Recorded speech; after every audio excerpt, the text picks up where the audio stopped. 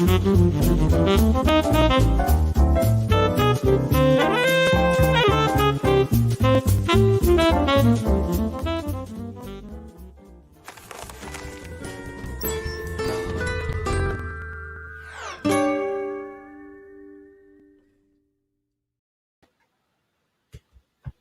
hello world. Welcome to Comic Book News. Hey, I hope my audio is okay. Last time when I started the show, I had super garbled audio. So, hey, if you're in the comments, let me know. Does my audio sound okay? All right. Well, tonight we've got the next segment in our ongoing Comic Shop 2.0 series, where we talk about all the tools and techniques that are going to be needed to make a comic book store that can survive in the 21st century, post-COVID, post-diamond monopoly. Now, there's so many factors that play into the job a comic shop needs to do. Everything now is going to take more time. Multiple distributors and multiple sources of product mean more of your time has to be dedicated towards managing those sources and managing your inventory. So what do you need? You need tools that are going to save you the grunt work time and give you more time to, like my guest was just telling me in the green room, give you more time to read comics, frankly, to understand your products rather than the tools that you need to sell them. So I'm really happy that we're going to talk to Stu Colson tonight. He's the creator of something called ComicHUB, not ComicShub, you rookies. Those of you out there calling it ComicShub like I've called it a million times. It's ComicHUB, all right? And ComicHUB, I've described it as a cloud point of sale product, but really it's a lot more than that. It's a suite of interlocking tools that work for various segments of the industry. There's a tool for retailers to sell things. There's a tool for customers to look at things and buy things. And there's even tools for creators to get their work in front of those customers and help the retailers make money in between. That's what this whole industry thing is all about, right? So, okay, without any further ado, I want to bring in Stu Colson to talk about his really amazing product, ComicHUB. One last thing, I wrote software. I wrote a cloud thing, a suite, a subscription management, customer relationship management system a long time ago called the Hijinks system. It's still floating around out there, open source, written in Perl. I was never able to productize that. I didn't know what it meant to build a product back then. Since then, I built a lot of products, so I know a little bit more about that. And I'm going to put the screws to Stu a little bit here tonight in a fun way, right? I'm going to play a little bit of that role of that comic book guy who's set in his ways and he doesn't want to change. And, it's going to be, let's just say this could be the best or the worst episode ever. So without any further ado, let's bring in my new friend, Stu Colson. Hey, Stu. Welcome to Comic Book News. Thank you. We all get called the comic shop guys. Doing great. Stage, don't we? Yeah. Oh, man. Are you kidding me? So welcome, Stu. You're in New Zealand. What time is it in New Zealand right now? 3:30 p.m. Wednesday. Oh, okay. So, yeah. All right. So it's a little easier for you. So that's great. So we're going to have time. We're both wide awake. And we're going to talk about, oh, man, the most interesting, eye-opening topic I can think of, comic book store software. So exciting. But before we get to that demo, I want to know a little bit about you, Stu. I know you own a comic book store. I know you wrote comic book store software. I know nothing else. So tell me how you got to be where you are and what you're doing. I left school and did software for a few years and was quite involved with database marketing for retail reward programs using credit cards. Me and the guy I worked with, we may have written the world's first rewards program for credit cards. We don't know. There was certainly nothing around at the time when we did it. This was over 35 years ago, or no, 30 years ago now. I kind of burnt out a bit and bought a comic shop, or opened a comic shop, and got the first lot of data and was like, what is this? What are we doing with this? This is crazy. But I'd burnt out, so I sort of banged my head against a wall for 10 years just dealing with it. And then at the 10-year mark, thought, I just can't deal with this anymore. So I dusted out the textbooks and wrote my own system for my shop, which was very heavily focusing on marketing. And then some other stores saw it and thought we'd like to license that. And I thought, no one seems to really be doing this. So we set up an IT company in India to rewrite what I had done. And yeah, here we are on ComicShop. Fantastic. I mean, so I've always said, I think the entire retail world eventually is going to move to some kind of cloud-based point of sale if they haven't already. I mean, there's some out there, and but none of them, they're woefully inadequate for dealing with the intricacies and the data problems that are inherent in the comic book retail industry. Do you agree with that statement? Yeah, I mean, there's ours that kind of fixes it, so they're not quite all there. Oh no, yeah, no. I mean, besides, I'm talking about the out of the box stuff like Square or whatever. Like, yeah, really they are, and you know, one of the problems that we occasionally have with our retail clients is when they start to look at some of the tools we've developed, and they say, "Oh, no other website does your searching like this." And I said, "No other industry works like comics." You know, you've got to have a way to filter out incentive variance. If you're a comic shop and you go and put all that stuff on the person's initial search, or when we launched this 8 or 9 years ago for our store, we started getting 10, 20 people wanting the 1 for 100 variant. So the first thing you got to do is, right, how do we put a gate in front of that so only the people who really want this know about it, who are going to pay for it. So all of those things have slowly evolved over the years with our consumer feedback, but it's a special industry. No doubt that's about a tricky thing to do, right? Like if the retailer can only get X amount for every X they purchase and stuff like that, that is a really complex set of rules and logic to try and model in a computer database for something like this. And the modeling of it is not the hard part; it's the customer interaction when you're saying no. Hey, do you want to order this? Actually, you can't. It's kind of dumb. And that's, you know, especially when it's in the print catalogs, when it's got, look, you can get this special variant. No, you can't.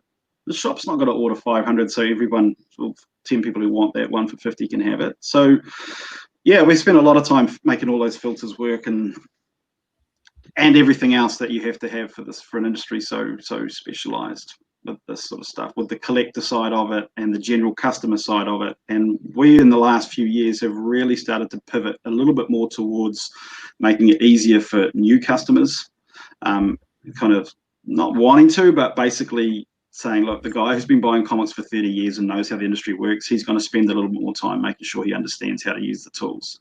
Whereas someone who's just seen the Avengers movies and has come in all excited is just going to want to type, you know, that some of them don't even know that there's a studio attached or a publisher attached.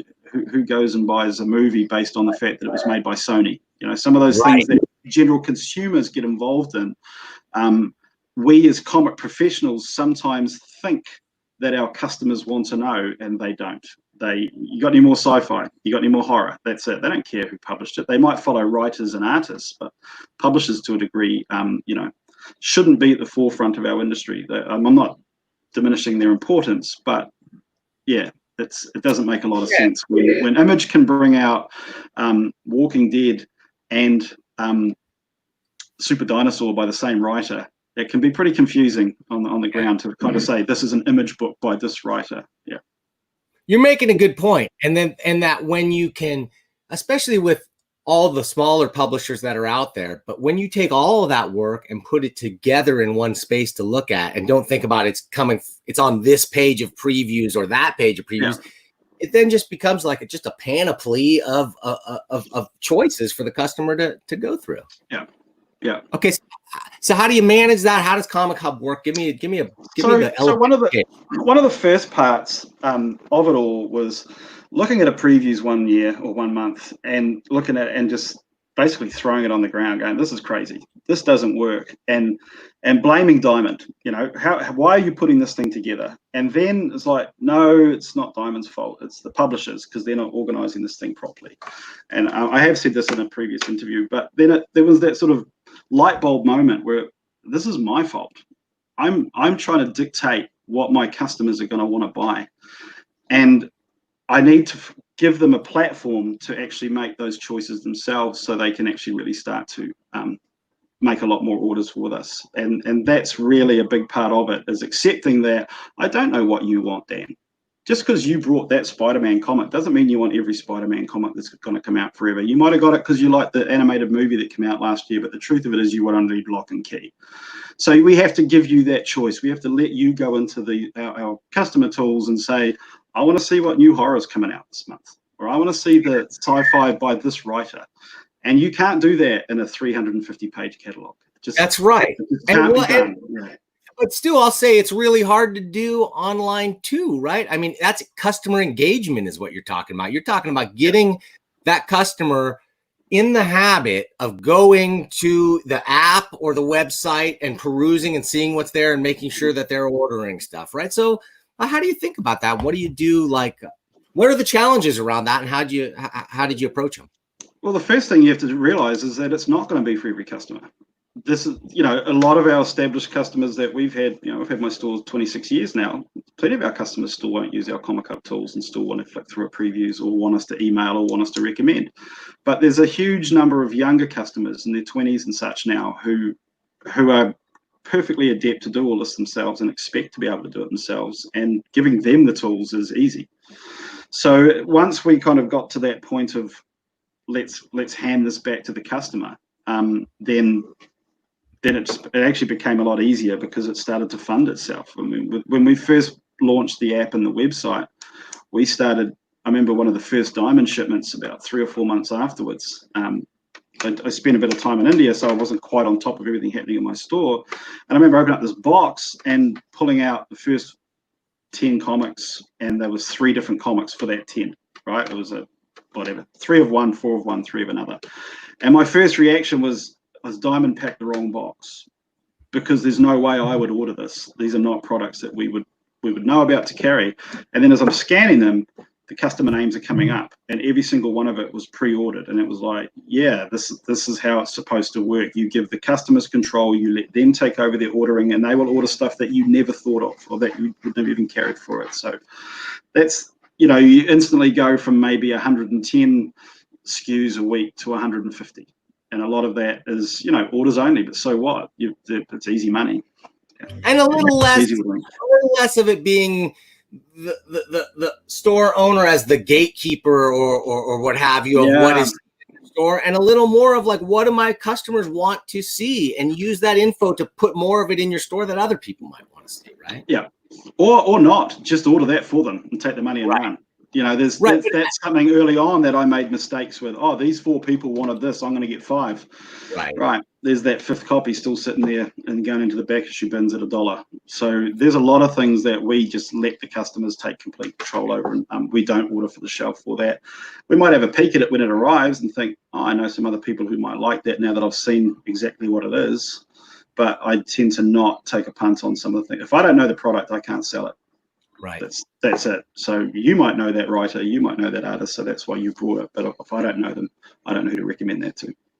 I think the point is be data driven, right, in your decision making, and be able to pull those numbers up quickly and easily to make informed decisions on your purchases, right? Yep. You've got to have all the information in front of you about everything. You've got to know and that goes from the customer all the way through to the product. What is this customer worth? How, do they regularly come in? Am I going to order this, what's going to cost $150 for this nice big hardcover that they've just ordered, when he's only been a customer for 3 weeks and spent $40? No. I'm going to take a deposit. Is it someone who's been with me for 10 years who wants that? Sure. That's just 101 retail, but you've got to have all that information in front of you when you make that decision. You can't just look at one in your orders. Oh, someone's ordered this, I'm going to order it in the initial order. Well, you might not have been there on the same day when that order came in and your staff member took it. So you've got to have that control, especially now. Cash flow is king now, right? I think what you're telling me is that there's flexibility in your system, so you can do things your way. If you trust certain customers and you don't need them to prepay necessarily, they don't have to using your system, but you could require it if you do. Is that right? Okay. Yep. And even the app orders coming into the POS, you can set up customers with credit limits. So, which is a lot of what we have, which means the staff don't have to accept those orders. It's a management decision to go, okay, we are going to take this from this customer. So when the app order arrives, it tells you how much the customer's already got on order, what's already aside for them, how much they want to spend, and then an idea of what they spend on average, and make those decisions that way. So when I'm a ComicHUB shop, Mhm. I'm not pushing previews on my customers, but I am getting them what? To install your app, to go to a website?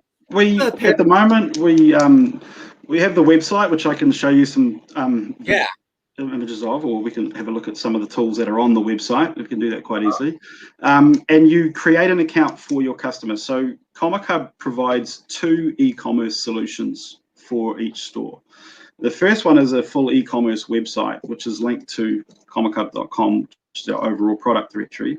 And the second is the customer tools. So that's where we are, you know that person and you create the account for them from the POS. So you send them a link with their email and their login, and then they can go in from that. So there's 2 parts to that. Yeah. So what I'm looking at here is the ComicHUB. This is sort of just like the central website, right? This is our product directory, yeah. So one of the reasons we built this, we're going to segue, we're going to bounce around a bit, Dan. I think it's the only way we can do it, right? Yeah, let's do it. Yeah, if you talk to creators, and we all love them, right? They're great. Comic creators are some of the most fascinating, interesting people you'll ever meet.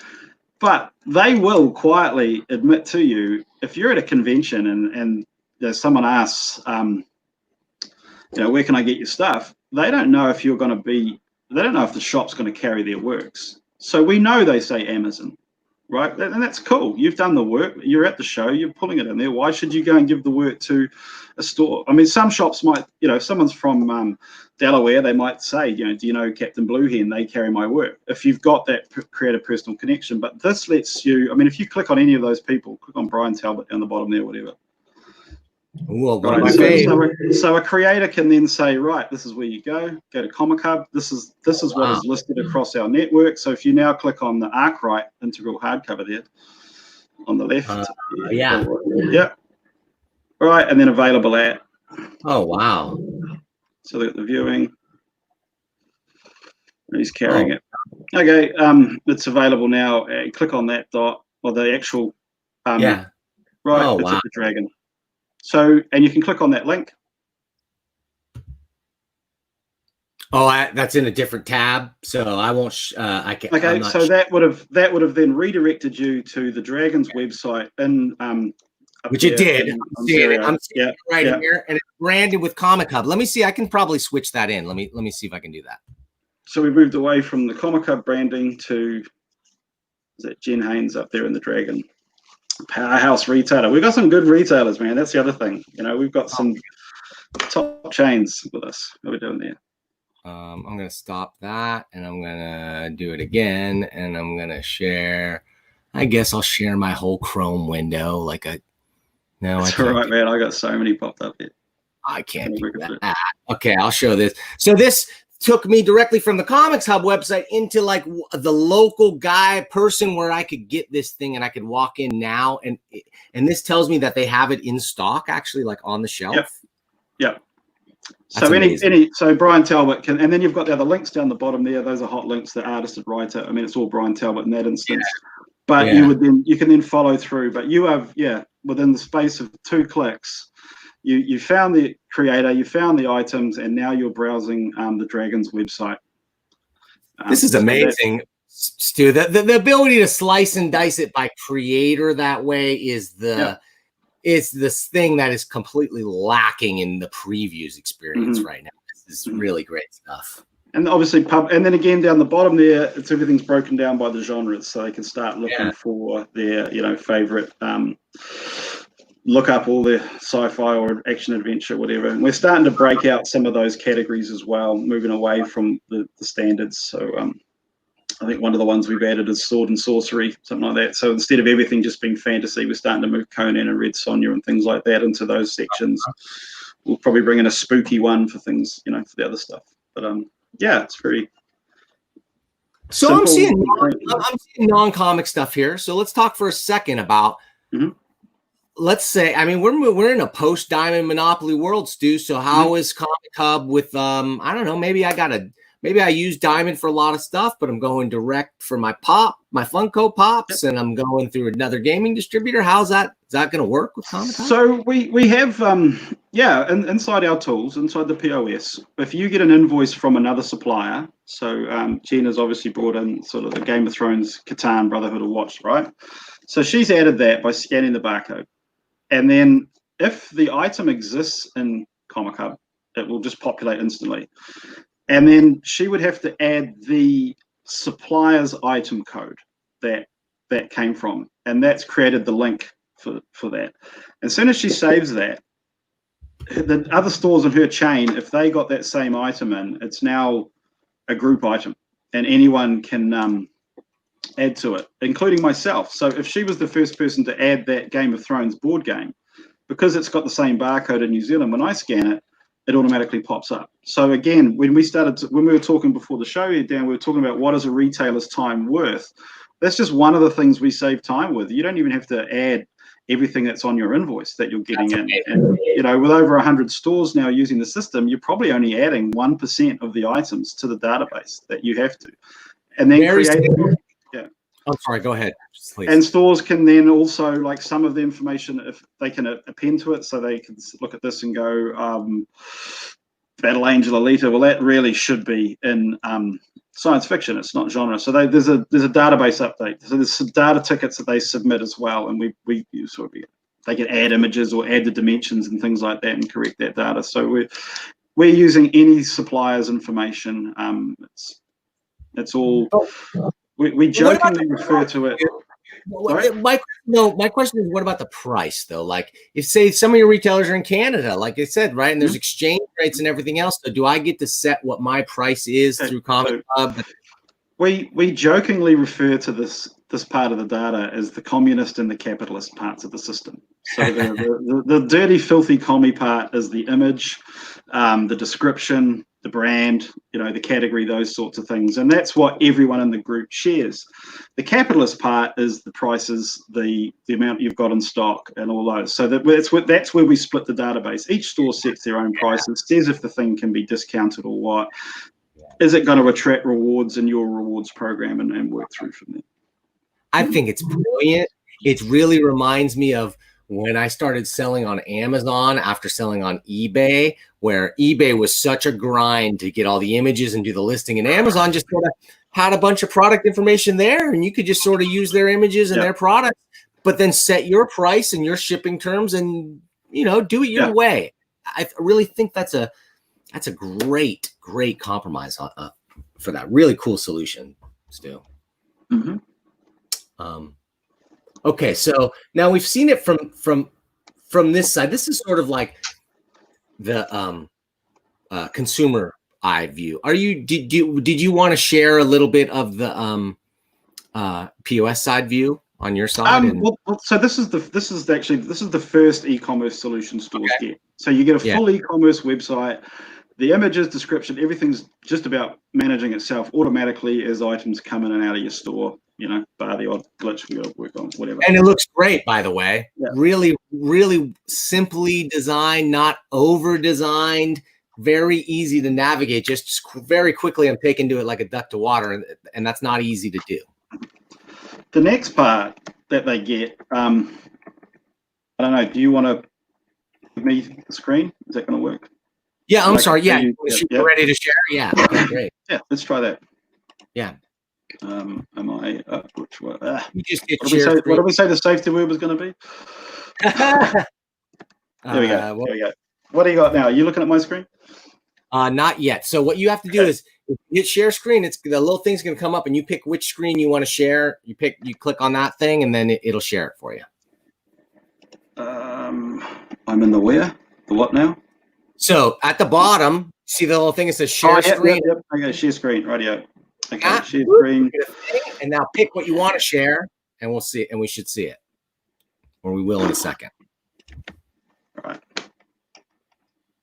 Now share. Do you want the entire screen or the application? Yeah, you pick what you want. Yeah, you got to pick what you want to share. Cool. Okay. So guys, we're gonna get a peek here. Oh wait, here we go. Okay, I'm gonna add this to the stream. So you're sharing this one. Yeah, switch over to your tab. Whoa, trip out. It's pretty Dude. trippy. Wow. So Okay, yeah, there you go. So you can now, okay, so this is then the customer's personal account where they log in, and this is what stores push to their clients, or they can create them themselves online, but it's a lot easier for a ComicHUB store to actually introduce it. And in this case, I've just selected Batman, and as you can see down the left-hand side here, we've got the open order variants, incentive variants, just the latest items or new #1. So the first part I get in my search is what I've typed for, which was just Batman, and it's bringing up all the items. And then as we go down through these various carousels, we start to have other information that is relevant to comic shops. So publishers can create targeted marketing in here for stores. And in this case, from the publisher website, they would have, 2000 AD would have selected, we want to know, because they can see the metadata, so they can say, we want to know how many people have purchased science fiction comics, how many people have purchased books written by Alan Moore, and then they will see this advert, only those people in that part. And it first gets pushed to the POS for the store to approve the ad, and then it goes up onto this carousel. And they can hit the preview page, and then they've got the actual pages to actually start to move through in the actual comic and view them. So that's the second one of some pieces.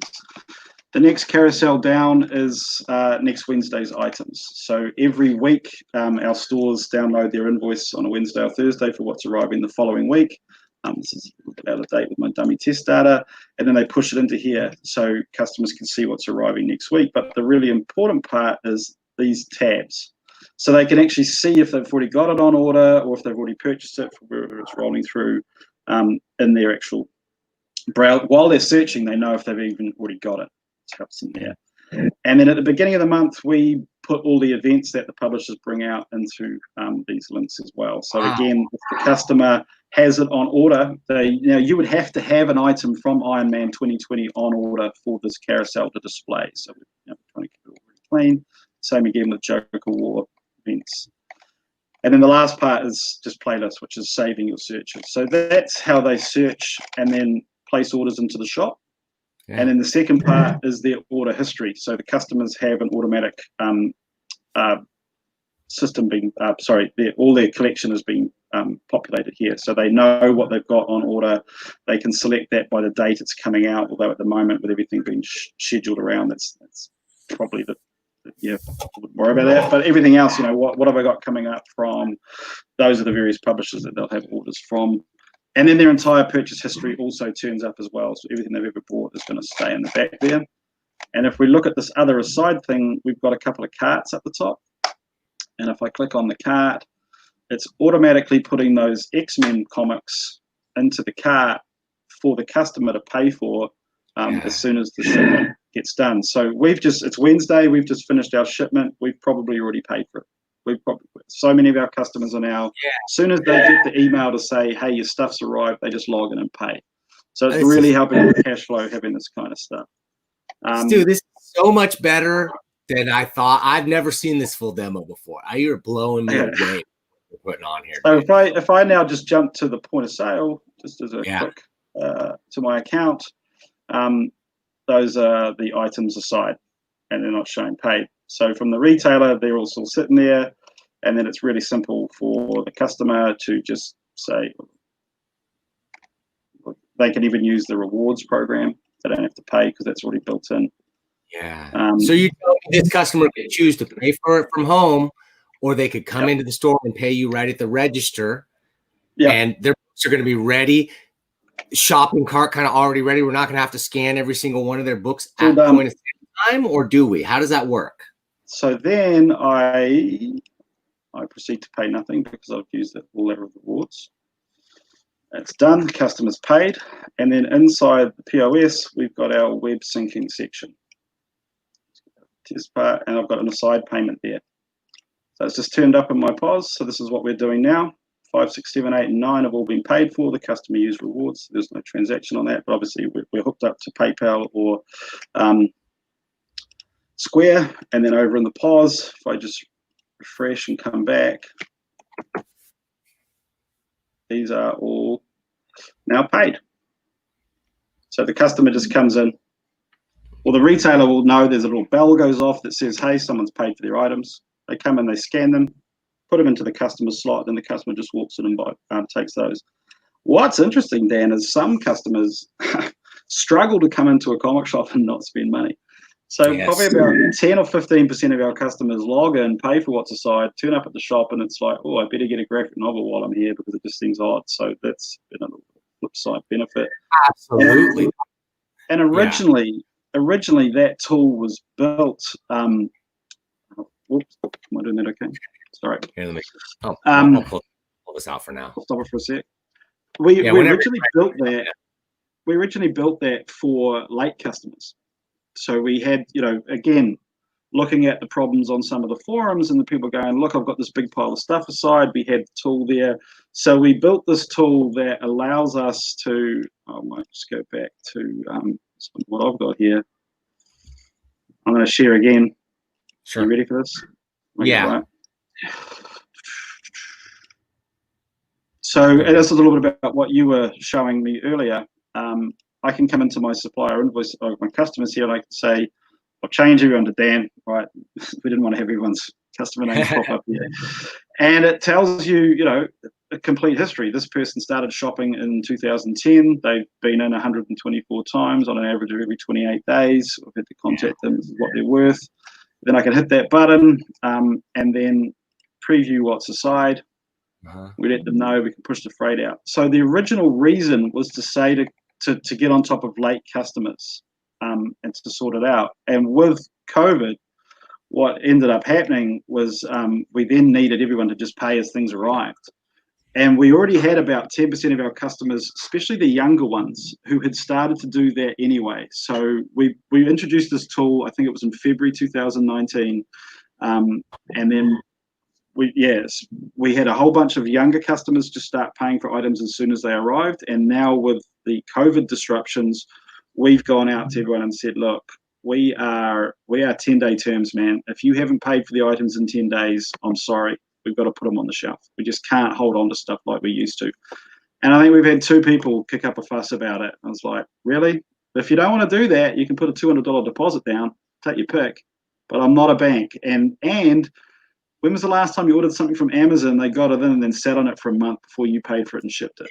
Right. Okay? This is not how things work anymore, man. You've got to adapt to it. And everyone's cool with it now. We don't have problems with it. That's the thing, too. That's the other thing I wanted to point out is that, if you're just the guy with a cigar box behind the counter, you might have a hard time telling something like that to your customer and explain to them about cash flow and deposits and doing whatever. Yeah. When they're logging into a website, they're so used to putting their credit card in and ordering and paying for things in advance or when it ships. That is just not even an issue at all anymore. Yeah. I think the modern consumer. Yeah. And I think our new customers just don't bat an eyelid. That's what they expect it to be. It's just a little bit of training some of the people who've had it a particular way for a long time, and that's cool. But that's a one-on-one conversation you can have. And if you're going to make an exception, you can make an exception. But the tools are there to make sure that you don't have to, or there's no reason to. I think that's amazing. Because that's the first thing. I'm going to be that grumpy retailer for a second. I'm going to play that role. Like, my customers are used to doing it a different way, Stu. They don't want to give their credit card. Are you kidding me? They don't want somebody like they're just used to me pulling and recommending stuff for them and putting stuff in their box, and maybe they pick it up, maybe they don't. It all works out. I mean, why should I pay? What is this thing going to cost me again, Stu? How much is this going to cost me a month? It's a bargain. First off, we don't keep credit card information. That was one of the very first things we did, Ron, from the restart. When we started developing ComicHUB, I think Sony got hacked. And I remember looking at it going, well, if Sony got hacked, what chance have we got? So our entire system uses payment gateways. We don't store a single credit card anywhere in our POS, anywhere on that. Customers are managing that themselves. As for a retailer saying this is, it's $150 a month, and eventually we're going to have to probably add in some other fees as everything increases in the bandwidth of what's needed online, as our clients ask us for more things, that's the reality of software. But what we're really doing is we are crowdsourcing specialist retailer software development. If you have a comic shop, there is no way that you can do anything cheaper as far as software is concerned than what we are. And what you get for a month is continual updates. DC and Luna and UCS, I was just looking on the DC forum just earlier today. There's some people saying, the amount of time it now takes me to go back and forwards through my cycle sheets and such to do Luna and UCS are completely integrated into our system now for FOC. It takes there's no difference in time. So all of our clients have had this thing dropped on them. We've kind of said, all right, what a problem. Don't worry, we'll fix it. And we've fixed 80% of it. And our clients don't even notice that this major headache is happening for a lot of other retailers. For us, it's like, what are you talking about? We just select that supplier when we click import that file now. We don't have to do this. So we solve a lot of those problems at a crowdsourcing level with 6 full-time developers in India. I mean, it's almost 1,000 hours a month that you're getting for $150. I mean, let's talk about that for a second. 20 cents.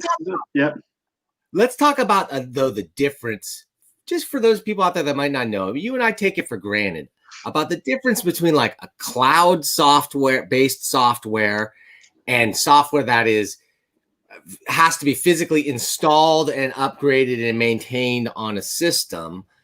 Mm-hmm.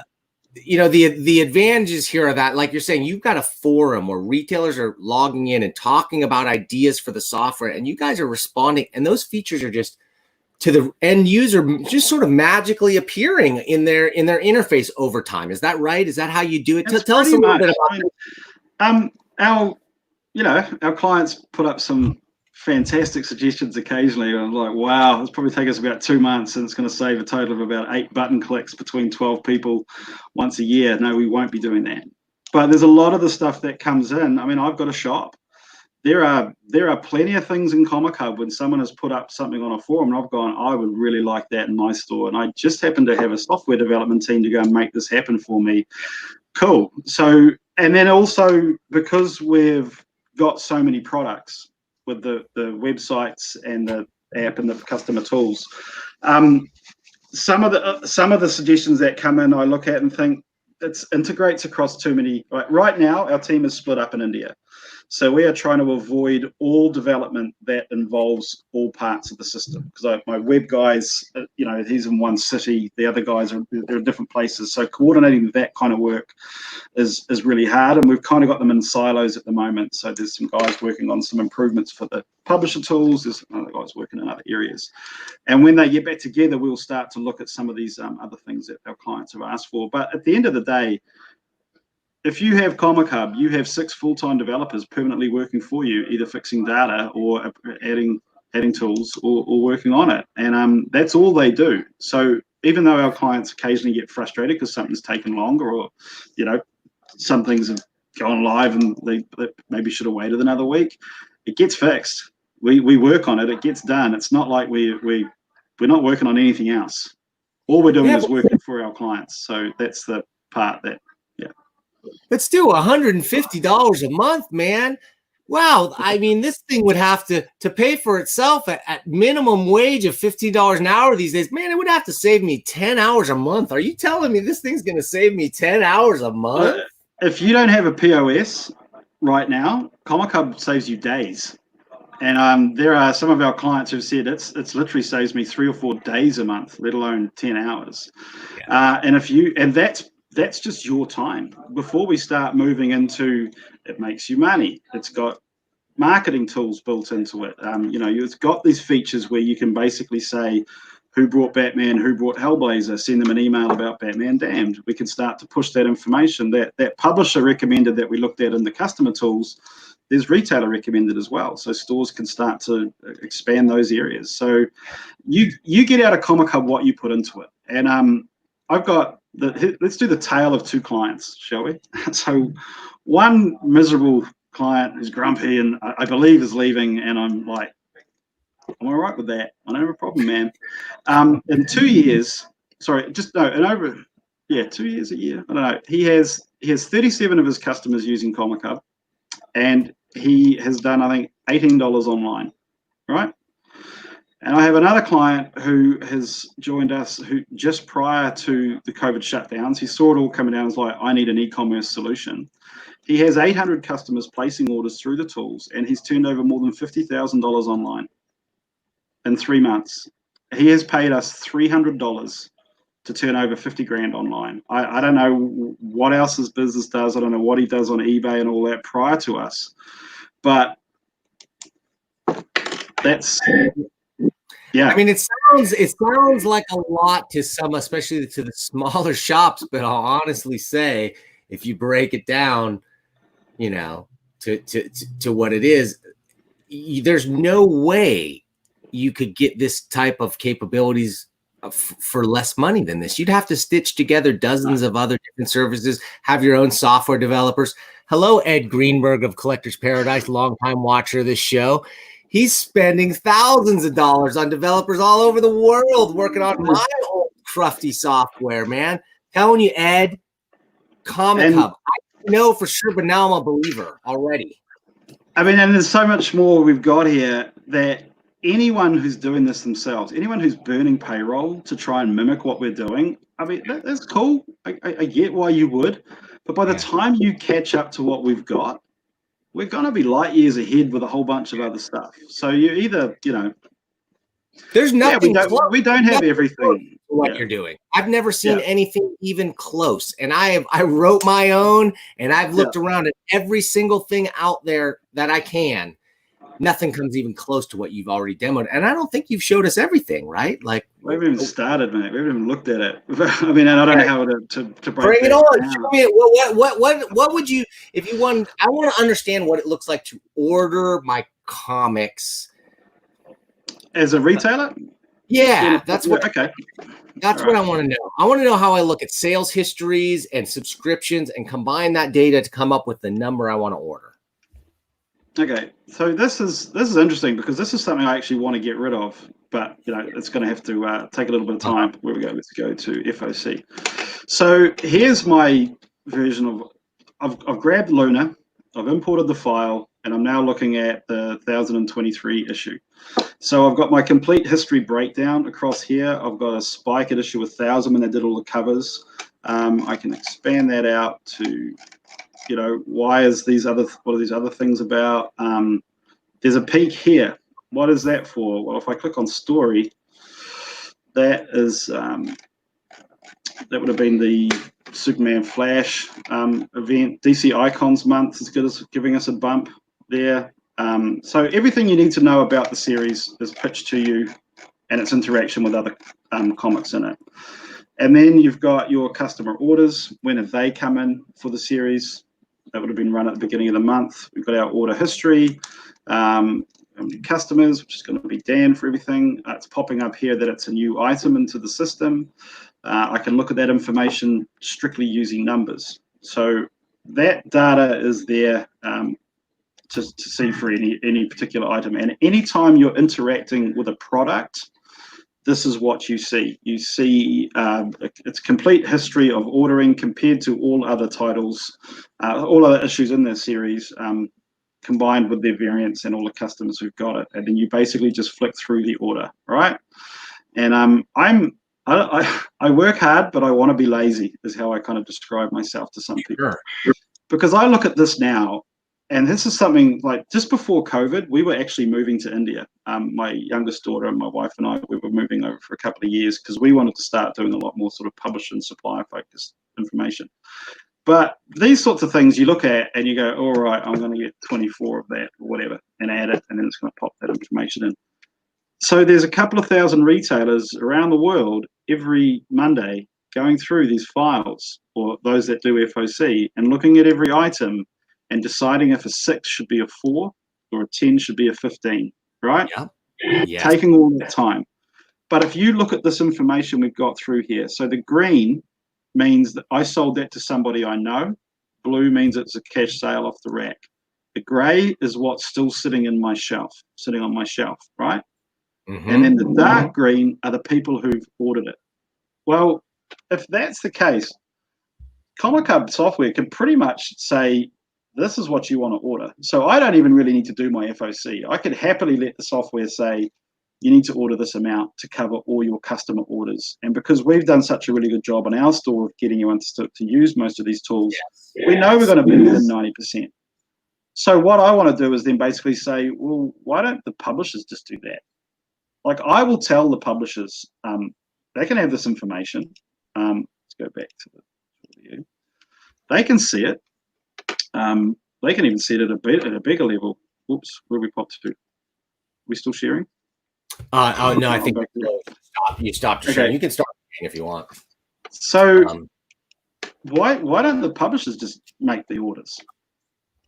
You know, why do I need, they have that data sitting there that says I've sold 20 copies of this issue last time and I've got 18 orders for it. I was going to order 20. If you want to put 22 in my shop, in 3 weeks' time, ComicHUB will let you know how many haven't sold, and you just credit me those last couple. So they could do that whole, publishers just say, let's get these extra issues out there. And we're virtually done this. It's sitting there. So you're saying basically like returnable overship with automatic affidavit-based return. It's returnability on steroids, because basically a retailer can't cheat that system. Because if you got in 50 copies of a book and thought, DC, I'm gonna do these 10 as cash sales, they're still sitting in my shop. Well, the next time DC is gonna look at that and go, we only sold 40. So we're sending you 43 this time. But I've got 50 customers. Where'd they come from? It would really quickly highlight who was trying to cheat it. And it's gonna, again, it solves the cash flow issue. You go and put those comics out there, and let's be honest. Let's bring up let's look at a couple other things I did want to talk about. Please.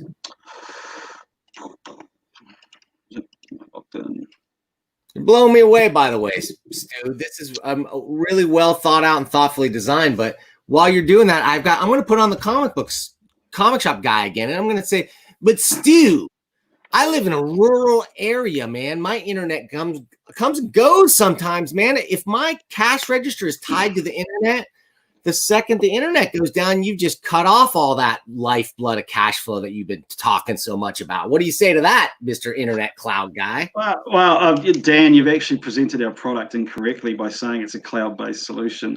We technically, I don't know if this is actually, we call ours is an offline cloud solution. So we install the POS onto your computer, and at the beginning of each day, it gets any new updates, software updates, or any new data. And then throughout the day, it's polling the internet every 15 minutes saying, do I have any orders? Do I have anything? Blah, blah, blah. But if you lose the internet, you just flick into offline mode, and then you just carry on running and get it back. And we did have a store a few years ago lose the internet first thing in the morning on Free Comic Book Day. And we were like, don't worry about it.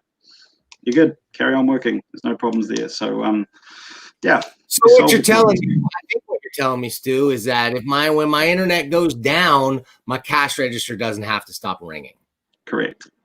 Right. And I'm not going to lose any of that data. I don't have to come up with a bunch of solutions of writing down all the barcodes that I sold on paper. I can just keep scanning, you're saying, even though the internet went out? And then when the internet comes back, all those items automatically repopulate everything online for you, and you're away again. And the customer accounts get updated and the orders come back through. So there's no hiccup. Yeah. And so my online inventory, the stuff that's for sale, when people go to buy it, they know for sure that it's real because it's tied into my point of sale. If I sell it off the floor on the store and I only have one, it's going to disappear from the online store, right? If your internet was down, then no. That would be a problem. Okay. But everything else is, it's working that way. So that's the clicks and mortar solution, right? That everybody is striving for, this hybrid retail thing. You've got the downtime problem licked as far as internet problems are concerned.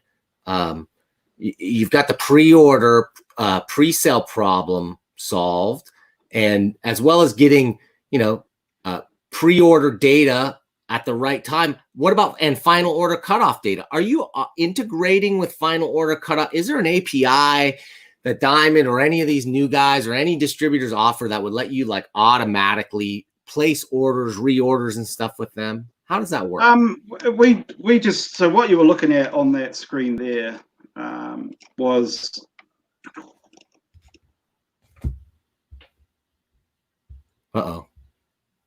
Uh-oh, folks. Speaking of internet problems, oh my gosh, Stu is frozen.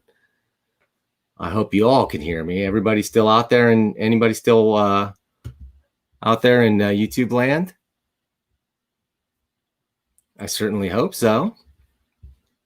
I'm gonna pull Stu off the screen for a second here, and I hope I'm still live. Guys out there, everybody here still seeing me okay, right? Okay, so Stu's having some connectivity problems, but he showed some amazing stuff so far. So while I try and wait to see if he can connect again, let me see. It might be just his screen sharing. While I wait for that, good, you can hear me. Cool. So while we wait for that, I want to talk a little bit about what? Oh man, subscriptions, you know? We've got our brand new subscription levels here at Comic Book News. We've got our very good level, man. We've got the shared card for what does this cost? $1.99 a month. Are you kidding me? For $1.99 a month, you'll get in the end credits. You're going to see the end credits at the end of the show. For $9.99 a month, you can get on this shared very fine title card. Okay. For $24.99 a month, you can become what we call a near mint sponsor. You get your very own dedicated title card. Or man, you can go whole hog and go $99.99 and become a Gem Mint 10 supporter. That gets you on the shared card. That gets you your individual card. And that also makes you an executive producer on Comic Book News. Yeah, that's right. That means that you will get to pick a topic for a panel, and you can even be on the panel or host the panel if you want. We'll have a special episode for you guys. We've got one true Gem Mint sponsor right now, Brian Garside from Manage Comics. You saw his title card at the beginning. You'll see him at the end. It looks like we got Stu back. Stu, I'm going to bring Stu back in. Yeah. Well, yeah. I don't know what happened. You disappeared on me. I disappeared on you. Did I don't know. Your connection broke down, but we're back, so no problem. A good chance to plug my subscription service. Good on you, man. What were we? Also, I was going to show you some of the other bits and pieces that we have here. Yeah. If I look at. Okay, so this is. Oops. When I went to share screen last time is when it blew away. Yeah, that's when it went crazy. So if it goes crazy again, we'll know that's a problem, but I think we'll be okay. We on? Am I? Here we go. We're sharing? Okay. Yep. All right, cool. So this was this was something I wanted to look at. So if we look at Batman 85, when we're talking about sell-through and things like that, right? Because this is some other interesting information that we have out here. Batman, where you can actually see the sales history over time. So Batman 85 drops off in a hurry, but the Joker Killer Smile, if we look at that, these nicer format books have these bigger peaks and much longer tails. So there's some really interesting data that we've got in the background here for publishers to start to play with, and that all comes back to some of the things that we've been looking at with what's going on with DC and the data and how important it is, and some of the marketing tools that we can bring forward for the publishers. All right, Stu. I'm going to pull this for a second. You brought it up, so let's talk about the distributor chaos for just a second. Let's segue here. We'll come back to ComicHUB in a second. So when the news dropped, how much hell did that bring to your life? Like as a point of sale vendor that only really had to deal with one vendor for comics, what did that do to your customers and to you, and how did you react to it?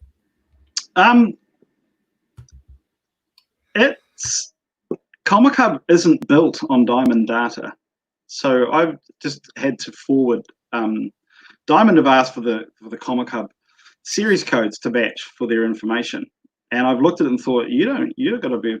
This is not what you're expecting. Because everything we use is the GUIDs, the globally unique identifiers. So I think they're expecting me to send them a list of sort of a bunch of 6-character digits, where ours is a 36-character, this is what it is. Because Right. we don't use Diamond's data. We're not a Diamond-centric product. We take their product into our system. So when DC said, this is what we're doing, there was a little bit of, well, we're set up for this. It doesn't bother us.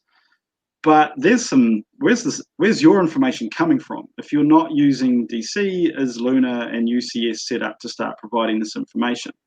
And ultimately, our clients are paying a monthly fee for software to get developed. I mean, we've had to put a whole bunch of things on the back burner. There's a few things that we want to be working with to help our clients to fix a couple of things that are going on for them, but we can't. We're currently 100% monopolized sorting out this information. We're actually going to get our first night off from the DC information tonight because there's a problem that they haven't replied as to how it's fixed. There's an item in Diamond's data that is completely different to what Luna's data says it is. So there's this big disconnect with some of the information. They're going to sort it out. And they can sort it out. It's not going to bother us. We'll just keep plodding forward. I think that the lead time was naive to assume that this amount of information in our industry could be sorted this quickly. And I don't, like every retailer on the planet, like, oh, why have they done this? Why have they done this doesn't bother me in the slightest. Why did they do it this quickly is the one thing that has me looking at it going, what's going on? Is that Diamond's got a problem and that's why DC's done this quickly? Does DC have a problem and they need to get stuff out and Diamond can't ship it? I mean, I look at what arrived this week. There's very little books coming, and hats off to Diamond if they're looking after their staff, and that's the reason I'm not getting comics. I'm completely fine with that. I don't have an issue. If you can't use that massive warehouse in Memphis to pack a whole bunch of comics each week because it's not safe, that's okay. I'm cool with that. I can make it work at my end.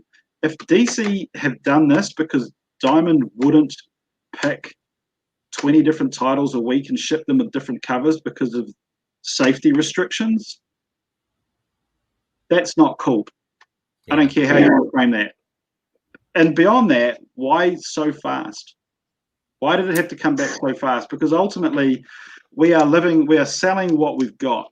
That's how our store's getting by here. The new stuff is probably only 20% of what we're moving through. We've got a lot of customers coming in and buying up graphic novels and back issues and really helping us with that. And we've added that into our customer tools. I didn't show you that part, but there's now an ability for publishers to list everything in their warehouses inside our customer tools for orders to be for customers to then order direct through the shop and then have the publisher either drop ship it through Diamond or send it direct to the store to fulfill the order.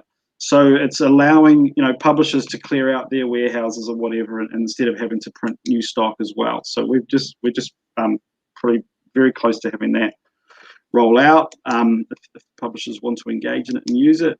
But those are the things that was the biggest thing to me. There's a pandemic on. There are retailers getting their doors kicked in through protests, and you're doing this.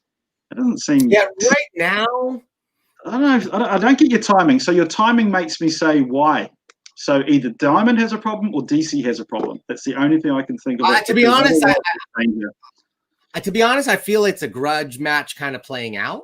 I think that DC wanted to make this move and pressure Diamond for on margins, and Diamond is like, "Are you kidding me? Go ahead and try it. We've seen this happen before," and doesn't want to budge. And then that's causing a lot of chaos. And I don't know that it's anybody's fault per se. I wouldn't blame Diamond per se or DC. Everybody's got bills to pay and things to do, but no doubt there's fallout that's affecting everybody. Yeah.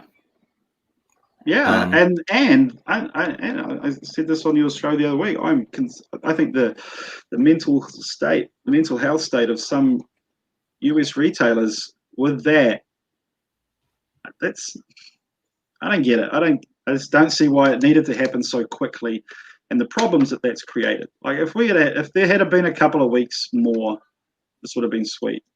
That's the part that's really the yeah. The speed of it all. We're gonna solve these problems, right, Stu? So what else do you got to show me that you really think is like a killer feature of ComicHUB that people might not know about or don't know how much money it could save them or make them? Well, let's look at the part where retailers are saying, and we talked about the tale of two clients. And this, you get out of ComicHUB what you put into it. Okay, so if you want to do the marketing, you will get extra orders. So this screen we're looking at now, this is part of our marketing tools. So I can come in here and I can, I'm obviously just going to get heaps and heaps of Dan since we changed all my customer names to that. But you'll see the count down the bottom here grow and the numbers grow. So I can just start adding everyone who's bought Constantine or Batman, and if I wanted to, you put anything you want in there. Who gets this comic as an ongoing title? And then I can start to expand and who brought Superman #1 as well. So I'm just building up my customer list here of people I want to contact. And then I just come into this part and go, all right, I'm going to look at this the diamond for, I always do this one, hopefully I can remember it. It was June 18. And then Batman Dan, was it? No, who cares? And then add an item. And it will remove people who've already got that. And I can actually start to add other pieces as well if I want. And then you say, Dan, hi, whatever. Wow. Typing. Let's just go rubbish. And then hit preview layout. And then every one of those customers will get a hi, how you doing? Here's some stuff coming up that you might be interested in. This is amazing. So that's the first part of what we're doing with the marketing. And like I said, you get out of it what you put in. And obviously everything works back on the fact that you've had to have sold it. So that initial thing we talked about of this returnability on steroids, you'd lose the marketing ability as well. You'd lose the ability to increase your numbers. You can automatically copy people to those titles as well. If you're advertising it, you've got the option to push it to ComicHUB or email. So it would go to the inside their customer tools, and it would be the sort of recommended thing that you wanted to put in there. We've got the genuine store news. I won't bother with that. Every shop runs with that. The other really cool one we have is because the customer tools show you what customers can see what's in Joker War. This will let you contact everyone who's getting any part of Joker War, and they will then have an email that's broken down into two parts. Like, these are the titles that you've ordered. Here's the rest of it. So we're working through that. Yeah. This is so simple. I mean, if you're a retailer, all you gotta do is fix the spelling mistake. Publisher title. Take the time to do this by hand and cross-reference all the crossovers, and they couldn't. There simply is not enough time in the day to do this. But the net effect of it on sales is really could be amazing, right? It's huge. It's huge, and it takes the guesswork out. Again, there was a like as I said, I'd look at these forums every now and then. DC did Jla Aquaman crossover a few years back, Drowned Earth, I think it was called. And there was some people asking DC saying, how many copies of Aquaman do we order for this? I've got 100 people who get Justice League. I've got 30 who get Aquaman. And we send this out, and we would have, because it was only 4 parts, I think we had about an 85% success rate of people replying saying, Justice League subscribers saying, yep, give me the Aquaman. So when we placed our order, we ordered 3 more. Gamble and turned it into a no risk money maker for the retailer. And for 2 months, you boosted my Aquaman orders to Justice League. It was like fantastic. That's right. It was simple. And then this is my favorite one, Dan. This one, this is really cool. So we can come in here and we can say, right, Dark Horse is doing Hellboy Day. So I can say, all right, I'm going to get Mike Mignola, and Ben Stenbeck does a lot of his art. Does a great job. And I'm going to add the brand Hellboy to this as well. And then I'm going to say, well, I want to know everyone who has brought any of those 3 parameters in the last year or whatever, up until now. And because Hellboy Day is this Saturday only, I'm going to have a coupon sale for just Saturday and Sunday to those people. Send it out to retail. I'm going to type in my message. I'm going to grab my image as well. And then I can say, right, so in that period of time, for every $150 any of them spent, I'm going to give them a $3 reward, but the most I'm going to give anyone is $10 because we don't know how this thing's going to play out. And then that will contact everybody and tell them about Hellboy Day. And I remember Tate from Tate's Comics once at one of his shows. or one of his presentations at a convention, where he said, if you run an event and nobody turns up, don't worry about it, because nobody knew about it. So he was basically saying, get over the flops. They don't matter because no one got involved. And this kind of event day thing that publishers are running, like I'm a bit of a Doctor Who fan. I watched it with my daughter, but we don't sell a lot of it. But this lets me do Doctor Who Day in a small section of my store, connecting with everyone who's into Doctor Who and to run this. So that whole idea of our stores are community bases. This is what lets me get contact with those people based on what did you spend? I'm only going to do this for a day or two. You know, when did you come in and shop? Now, the other one we can do here, this is one of my favorite parts as well. This is even better. I can go back and say, right, because this is something that stores really make a mistake in when they complain about people who come to Free Comic Book Day and then don't come back and shop for the rest of the year. And those people, they are fans of your store, but they are event people. They don't want to get your comics weekly, but they go to conventions, they come to your shop when you have an event, and they consider themselves part of all of this. Oh, my team's just starting up. So they come to Free Comic Book Day and they will come to your shop for sales. So again, I can say everyone who came in on Free Comic Book Day last year, and for 2 days, we're going to run a coupon sale with them. And I want those who've never been back since.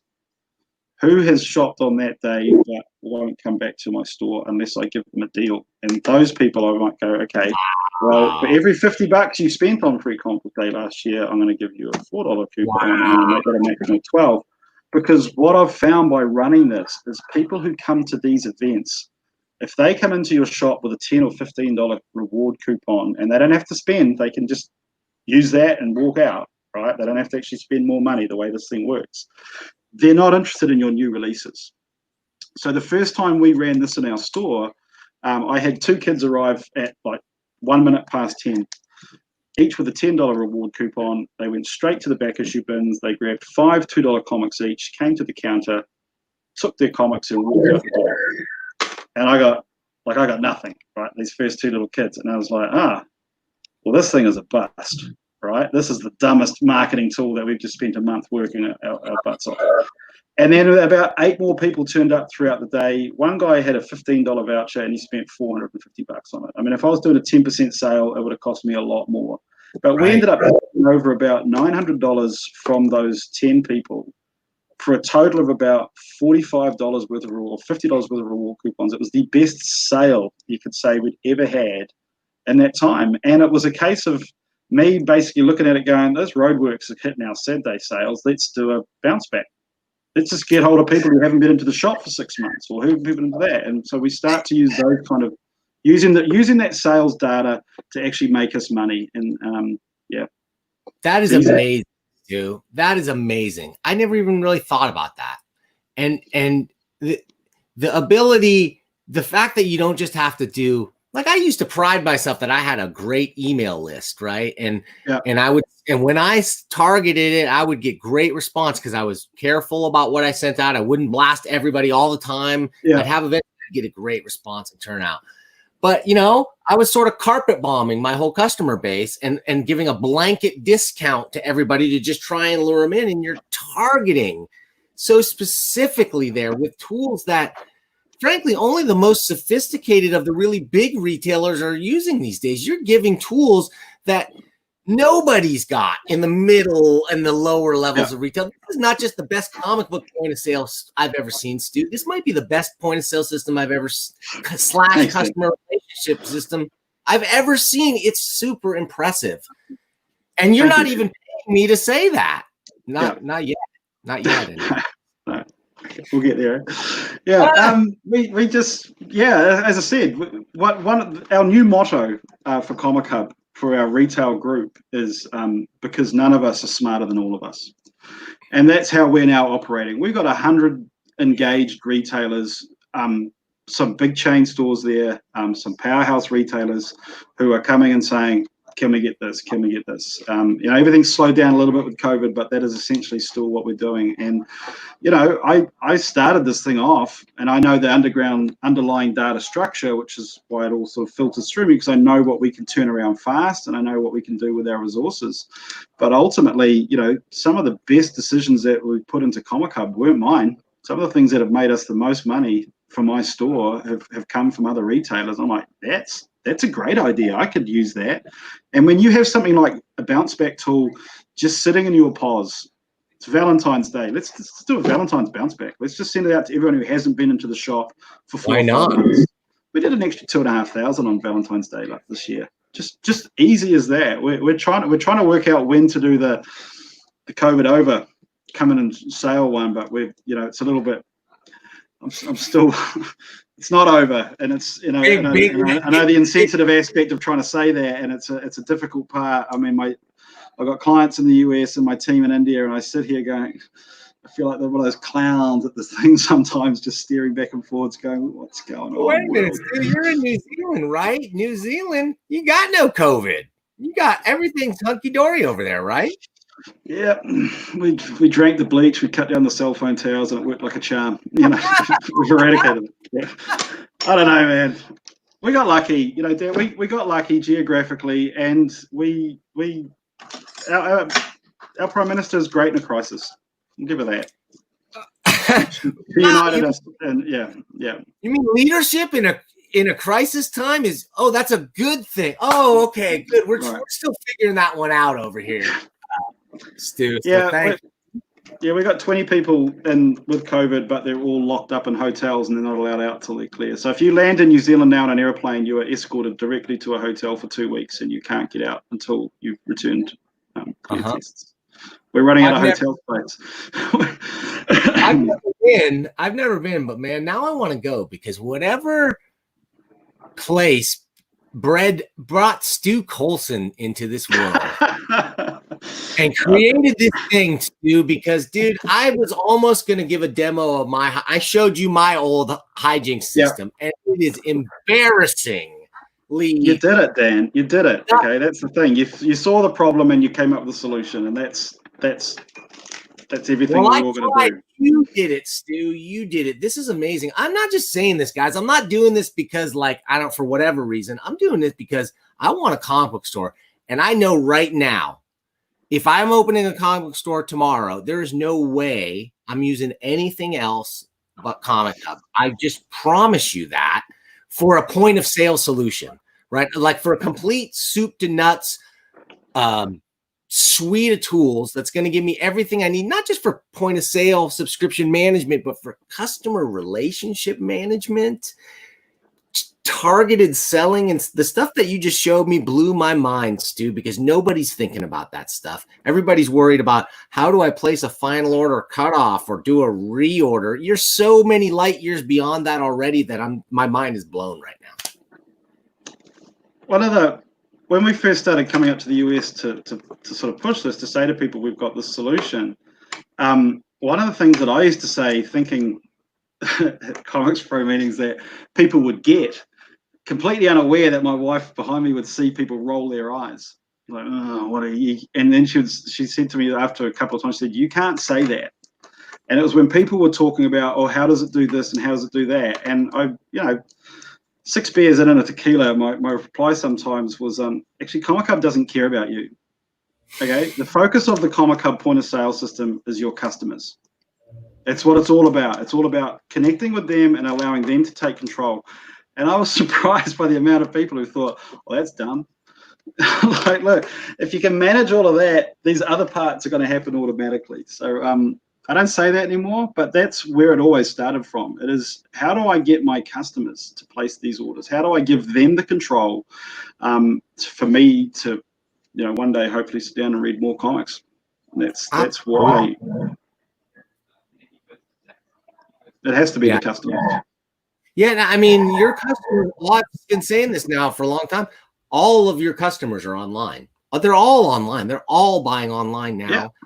And this is not something that they think would be, this is something that they expect pretty much from every single business that they're dealing with now, is some form of interaction of that you're talking about. So, but you brought up that credit card part earlier. I can't think of a single other retail environment or industry place where you would physically walk in and the person saying was, "Give me your credit card number. I need to keep your credit card on file." I'm like, that to me is it's a roadblock for sales, because there's going to be a lot of people who go, no, I'm not going to do that. And I think you've got to, when we first looked at this, the rules around storing a credit card on your computer, if your computer gets hacked and you've stored credit cards digitally on your computer and those things are you are liable as a retailer if you've got that data stored on your PC and that's how someone gets it. So why anyone wants credit card information blows me away. right. Stores should not want it. You do not want it, man.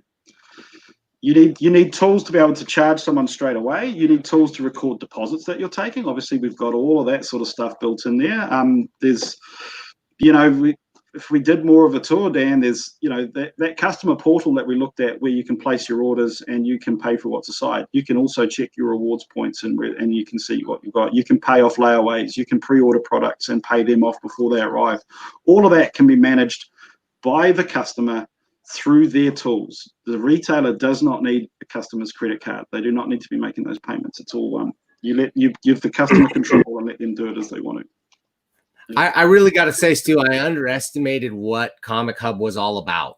Seeing this demo really, really, really opened my eyes that you're putting out something there. You're offering tools, some of the most powerful, most sophisticated techniques being used by the biggest retailers out there. You're putting into the hands of direct market retailers. And I'm not sure that they all recognize how powerful those tools can be. Can you talk about, you have metrics around like stores that moved to ComicHUB and the type of effect that it might have had on their sales or profitability or anything like that? I don't know how many stores have closed since the start of COVID. Do we know? I know my local store closed now just this week. The store that I go to, they had to move out of their spot. It's epidemic. I don't know. I couldn't tell you how many. No ComicHUB store is closed. That's the metric I can give you. Okay, all of our clients are still trading. That says a lot unto itself. So, and I don't know what the percentage is. Yeah. And those who don't have an online solution, who didn't have a way to ship and pick and order and pack, they're all scrambling and they are kludging together solutions with Spotify and this or that, not Spotify, but Shopify. Yep. And whatever. That's great. I'm glad to see people doing that and hustling and making, but those people who had some foresight in the way that you had foresight to build a system that wasn't totally dependent on Diamond, those people who had the foresight to see your vision got to just keep going and didn't have to break stride during this thing and were able to shift into the new normal. Yeah, we convert Comic Suite stores. If you've got Comic Suite, we can convert it overnight, as long as you've got the required hardware. Obviously, our system uses a bit more grunt, so you do need to probably upgrade your hardware if you're just coming from a Comic Suite machine.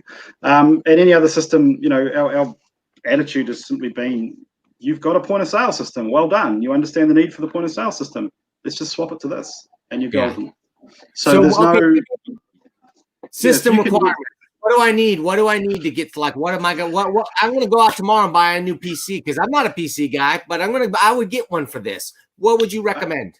Well, if you're a Mac guy, Kendall at Up and Away uses Macs and uses a product called Boot Camp and has never had a problem. So you can keep your filthy Mac if you want to. I don't mind with that. PC, you want an i7 with 16 gig is going to be, you want a decent. And one of our clients said, that's bigger than the computer I game with. And I said, well, are you a professional gamer? No, so you possibly need a professional computer for your business. So let's go with that, okay? You do need 1920 by 1080 screen resolution. So we're just currently dealing with one client right now who we've installed in, and he's got a low-res machine, so we need to get him to upgrade his screen.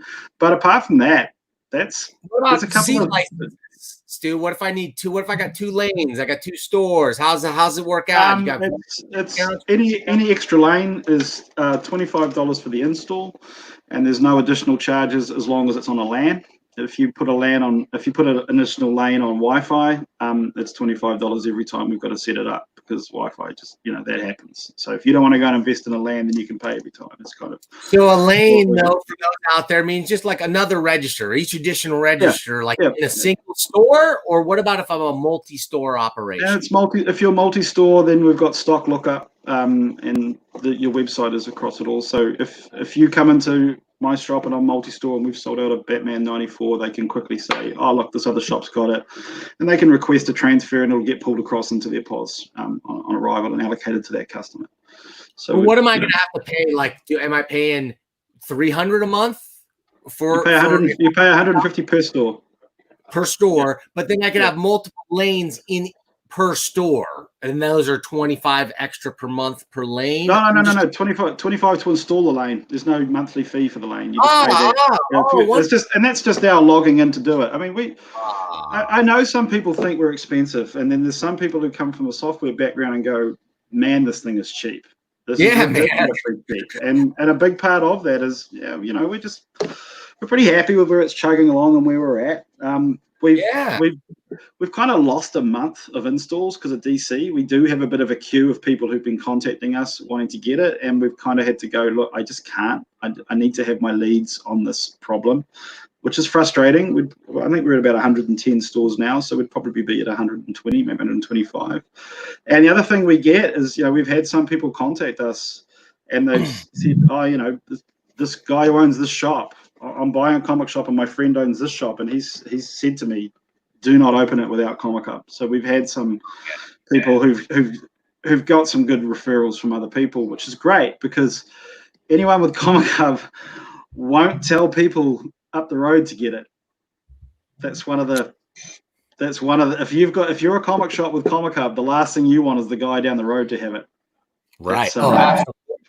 So we tend to cluster. We're kind of big in Ohio. We're big in sort of, once one shop gets it, others are like, oh, we do need this. So, we cluster a bit, but that's all right. All right. Well, I'm throwing it open to some comments here. We've got 21 people watching now, which is not a lot, but frankly, for a show about comic book point of sale software, it's a lot. And who got here? Oh, good buddy, panelist on the show, and ComicHUB user Leaf Smith just sold a bunch more Empire thanks to ComicHUB.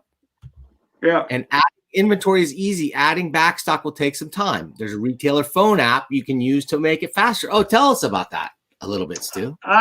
So one of the things we don't have is app developers in house, and we contract to them. So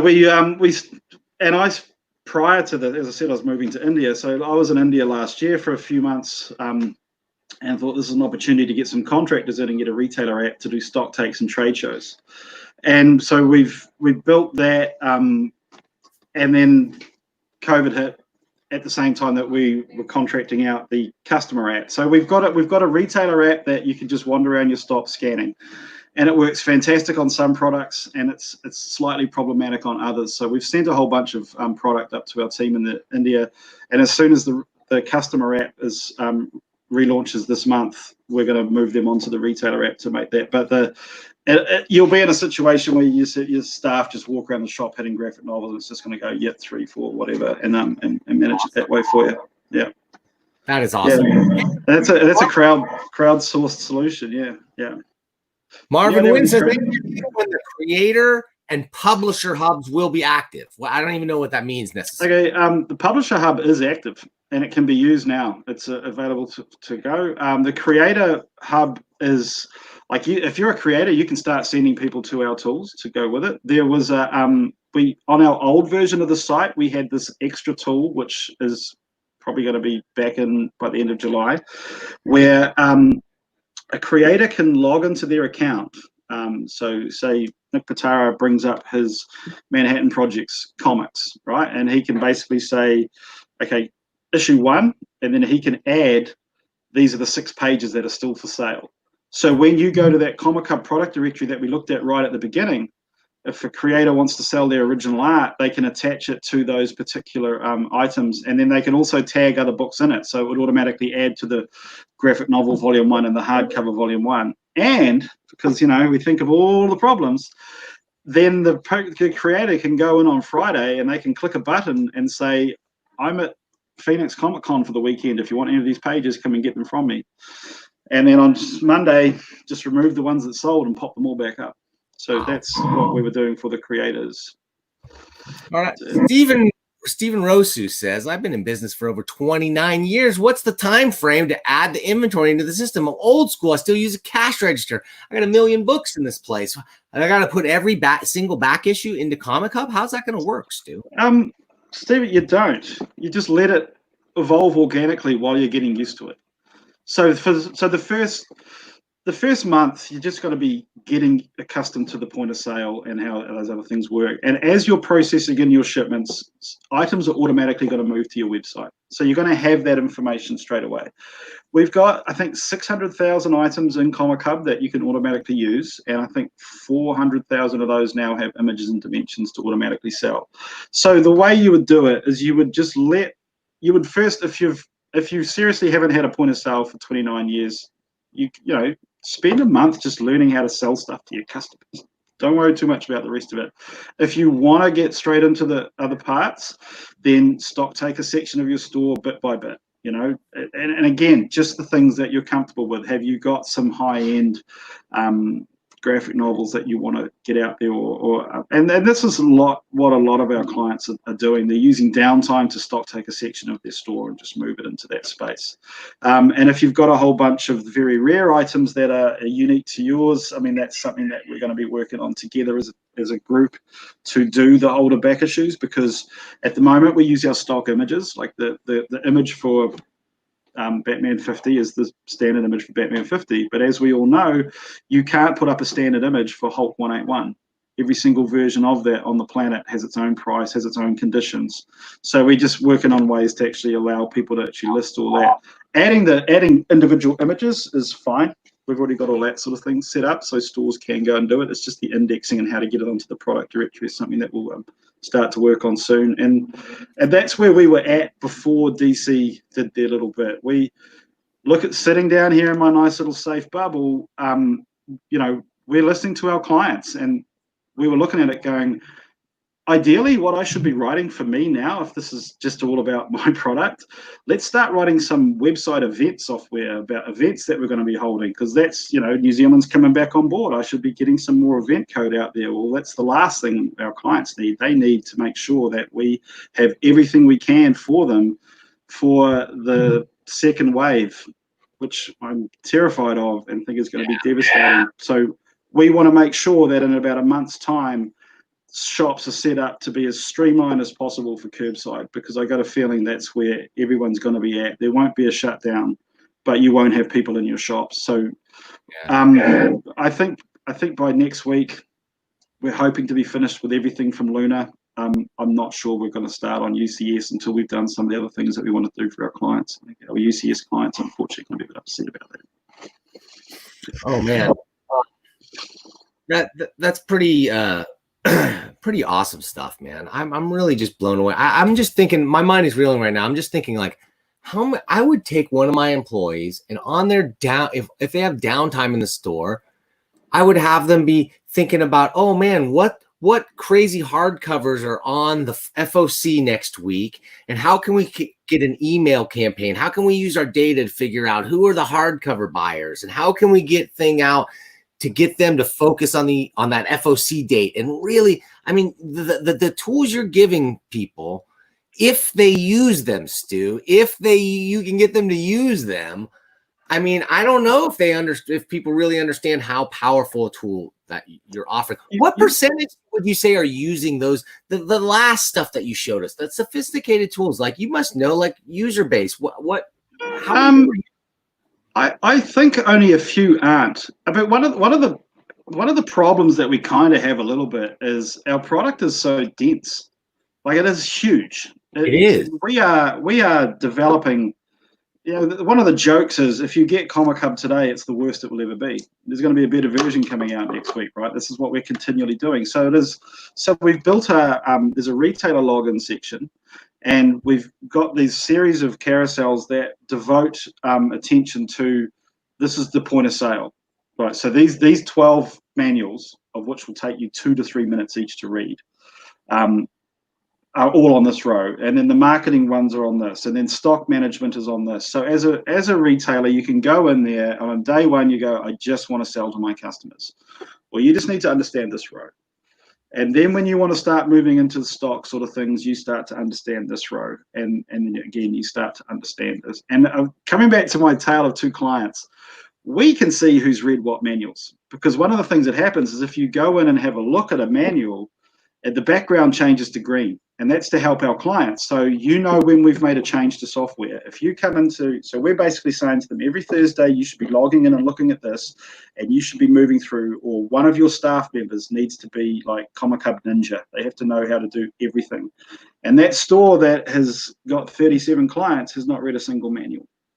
And that store that's done 50 grand, it is all green. That guy has gone in there and he has read everything, and he understands our system completely, and he knows how to maximize it. And he's a smart guy prior to getting our tools. So he's nailing it. And then, yeah, some of the other clients, you can see this progression as they slowly move through understanding it. So for the most part, yeah, and if anything, COVID probably made them read them all. That's two. How many ComicHUB users are there right now? Let's say stores, I guess. How many stores? I think it's really cool when you don't know. That's one thing I worked out. Like when we're at 56. Oh, cool. We'll almost be at 60. I know we're over 110. I don't know how many we're over. I don't know how many. I kind of go, that's cool. That's a lot. 100, that's enough numbers, and there's something like, I don't know, 60,000 people who have ComicHUB accounts, customers. So there's enough information there for publishers and creators to engage in, and you can see the sell-through, and you can see the results of your marketing efforts. We've got to do some more manuals for publishers. It's probably where we're a little bit lax at the moment, but yeah, we are busy, but we'll get there. Stu, I love it. Anything that we left out that you want to let people know about ComicHUB? Where should they go if they're a store that's interested in getting a demo? The only thing I would get to is, at the moment, please be patient. The DC thing has really monopolized everything we've got. If you've been in contact with us, we will be back in contact with you shortly. Or if you want to have a chat, I'll drop a minute. Joe Murray at Captain Blue Hen. He's on a little bit of a retainer. He'll help out. But if you go to the customer tools, it'll bring up a map of every shop that's got us. So we're in Ireland as well. We're in Canada as well. And there are stores that you can talk to. And if you're prepared to let your customers take over their ordering, you're going to do all right. So you got a community, right, of retailers out there.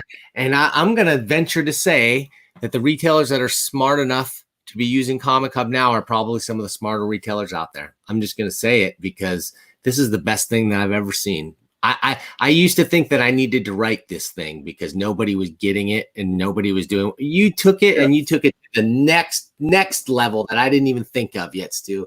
I'm shocked and amazed and happy that you came here to show this. Thank you, Dan. I'll come back. Will you stick around for a minute? Will you stick around for a minute? We'll stick around for a bit. Yeah. Give me just a minute. Yeah.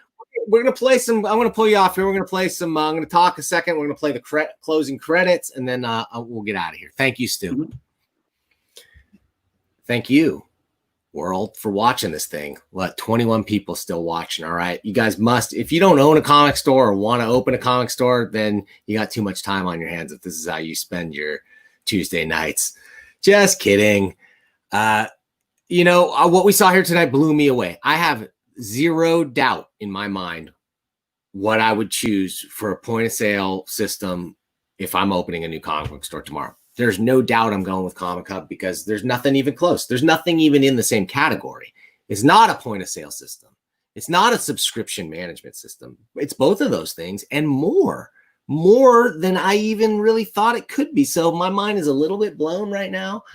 I want to say thank you. I want to say thank you to all the people out there who've been supporting us. We've got some new subscribers and new people who have joined and are paying a membership fee. You saw some of our stuff up front. I'm going to show the closing credits now. And who knows, stick around. There just might be, like any good comic book movie, there might be a post-credit sequence cameo.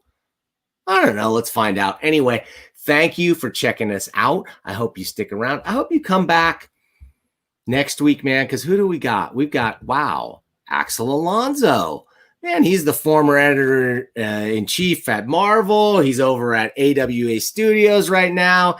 He's done a lot. He came from Vertigo. He went to Marvel. We've got him coming up, and I've got a panoply of guests in my near future coming up that I think you're really going to enjoy. So everybody, please. And Stu wanted to let me know, Comic Sale is not a point of sale. ComicHUB has a point of sale. That's the key distinction, right? It's got that and so much more. Anyway, thanks everybody for watching. I really appreciate it. Oh, it looks like we just got a new member. Oh man, long-time viewer, Coffee Breath. He's been watching me since I was doing little 10-minute X-Men review videos, and he's been supporting me the whole time. I really appreciate it, CB. He's also a moderator here. Thank you very much. Really, really appreciate it. Anyway, we're going to see you when? Next time? Yeah, and it's going to be great. I can't wait. We'll see you soon. Bye-bye. I don't want to run this back. For real, I'm not playing. Okay, I'm going to go ahead and run it back, okay? Hey! Hey! Hey! Hey! Hey! Hey! They call me Punisher cause I'm the Miniature. Everybody wanna call me the Sinister. I got that mask on like a bag on. Call me take cake cause I did the race. Everybody really trying to cop this case. Everybody trying to shoot a man with an AK, with a melee. Everybody wanna slice him like a motherfucking kite. Love my mic from yeah, I'm flyer than a kite. Everybody really wanna say they wanna fight. Everybody wanna do the turnovers like they wanna commit a foul on my bike. Hey, they wanna steal my bike. They wouldn't really wanna fight. That's why they call me Punisher, cause I don't get it the finisher. Hey, everybody wanna start again. I've got a Glock in my band. Bang bang got they shin. 1, 2, 3 like Jackie Chan. Everybody wanna really fight again. He had one room above a thrift store. He had a trunk of books by Ayn Rand. He was short-sighted and reclusive, resisting pleas to take his photograph. He drew a superhero comic. He saw the world in terms of black and white. He said a day's work for a day's pay. That is our one and only right. He takes a card and shades one half of it in dark, so he can demonstrate to you just what he means. He says there's black and there is white, and there is wrong and there is right, and there is nothing in between. That's what Mr.